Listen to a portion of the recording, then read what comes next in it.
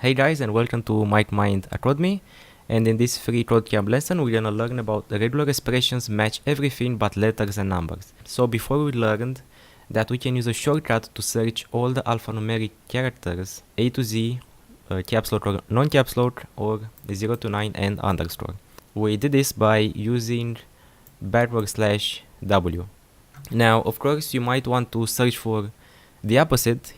What if you want to get all the characters that are not alphanumeric? So instead of writing, of course, all this code or writing this code negated by a caret, we can search simply using /W, but this time with caps on, but this time using a capital W. So this shortcut is the same as a caret, so negation of all the alphanumeric characters and underscore.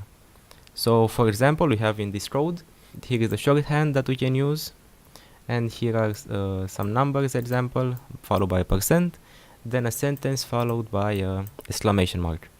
And if we use again the shorthand on the sentence, we will get only the exclamation mark. And now for the exercise, I think this will be very simple. Let's use this shorthand character, so /W, to get all the non-alphanumeric characters.